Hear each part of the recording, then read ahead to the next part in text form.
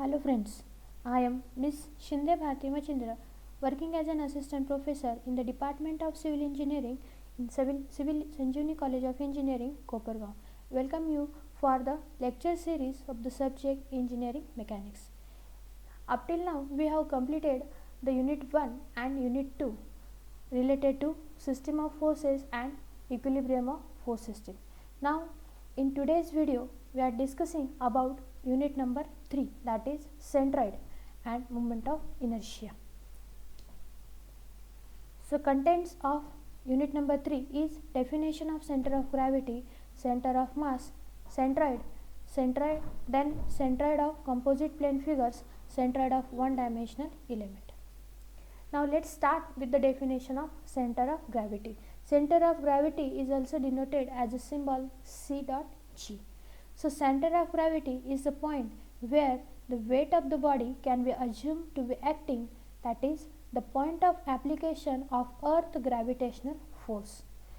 Every particle is attached towards the surface of the earth proportional to the center of mass.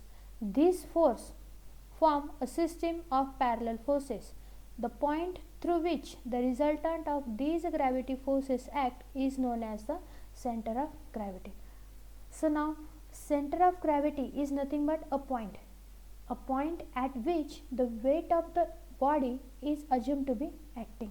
So that point of we called it as a center of gravity. It is also denoted as a C into G. It is a point of application of earth gravitational force in the area or any type of body. When we are considering, the weight of that body is always acting in the vertically downward direction, that is earth gravitational force. Now wherever it is acting, so that corresponding point is called as an center of gravity point. Now the second one, center of mass. It is a point through which the total mass of a body is supposed to act. Regardless the orientation of body in the space is known as the center of mass. Again, center of mass is another one concept, that is it is also a point through which the total mass of the body is supposed to act regardless of its orientation. Based on the direction or based on the orientation of a body in space, this center of mass or point is to be marked. Next is centroid.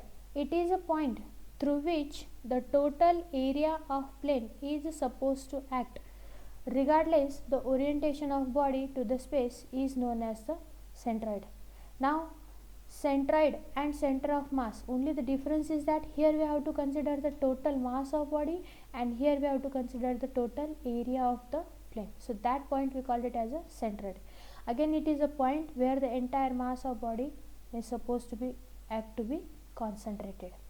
Now center of mass and center of gravity are coincides as long as the gravity field is treated as uniform and parallel.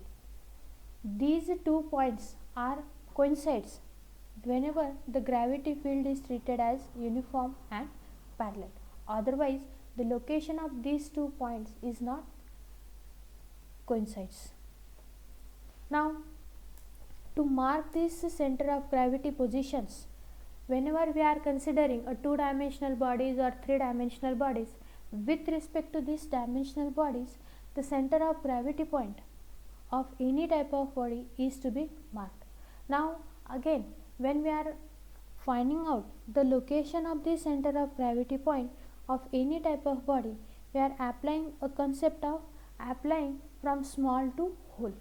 That is, we are out of the total body, we are considering any small part of the body.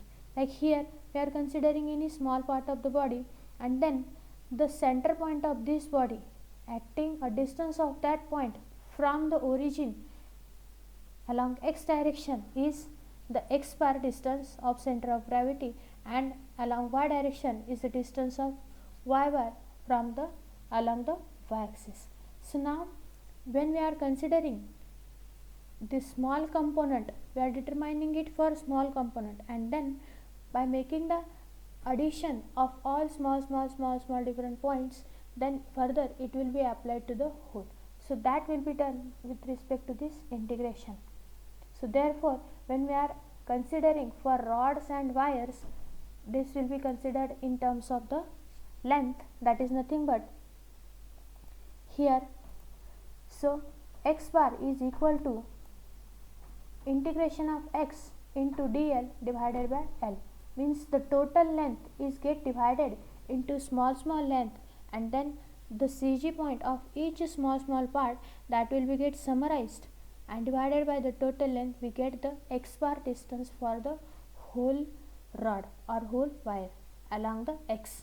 Similarly, along the y, that is y bar equals to integration of y into dl divided by l, and z bar, that is equals to integration of z into dl divided by l. Now similarly, for plain laminas, instead of length, we are considering here the area. The CG point is located with respect to this area.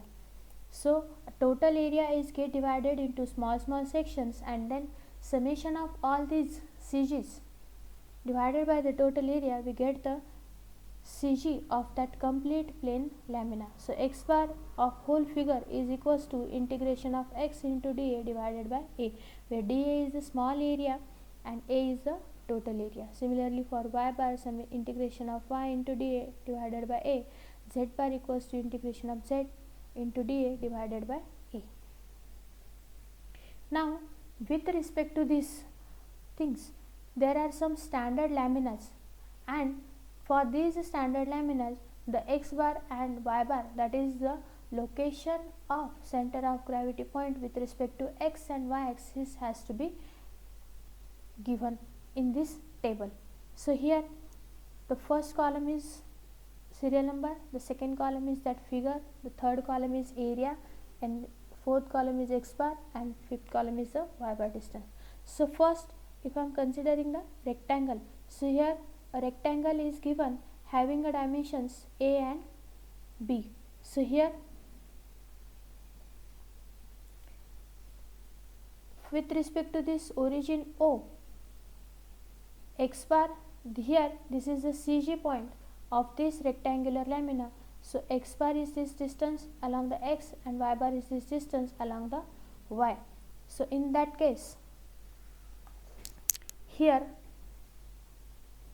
sorry, this is a by mistake, this distance is b by 2 and this dimension is a by 2.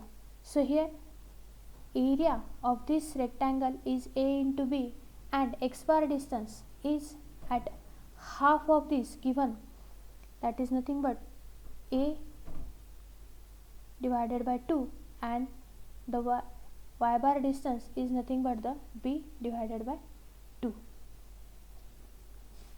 Then triangle, considering a right angle triangle where at this corner point is the origin O.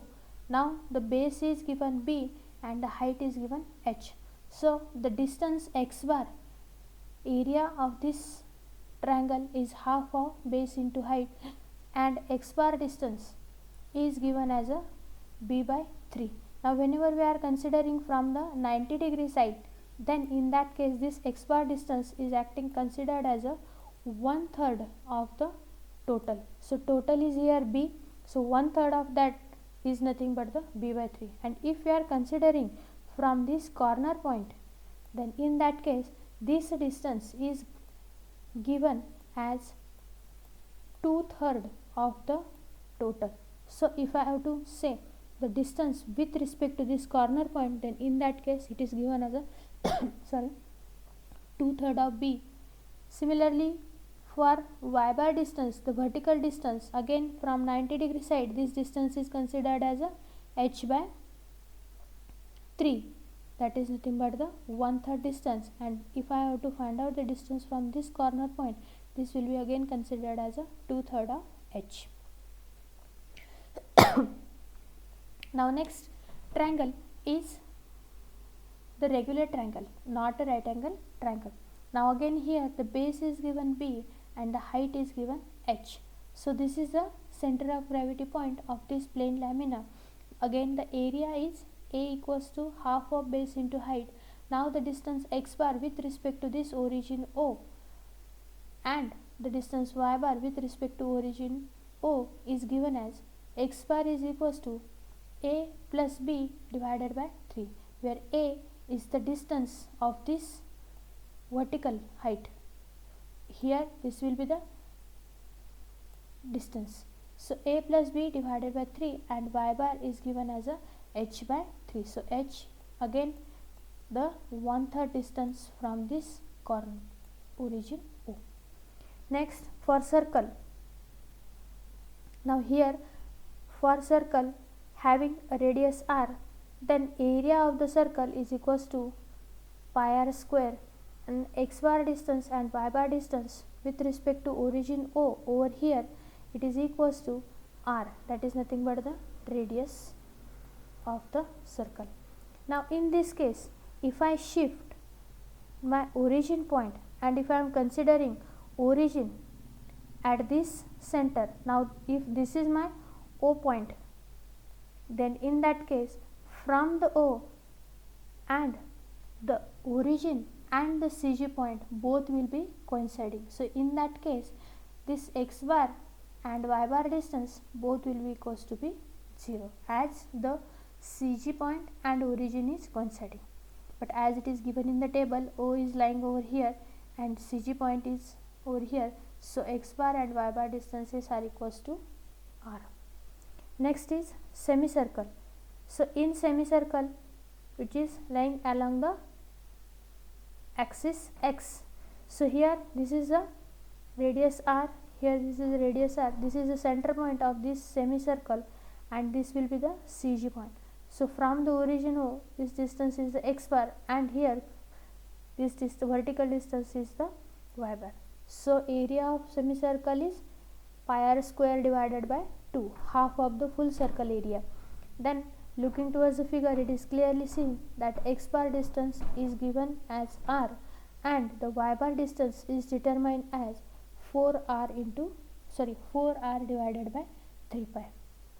Similarly, next for quarter circle means 1/4 portion of the circle. So here this is one of the quarter circle, the radius is r, from this is the origin of the circle as well as origin of the given lamina.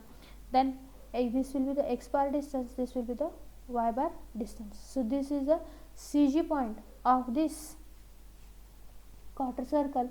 So area of quarter circle is total pi r square divided by 4.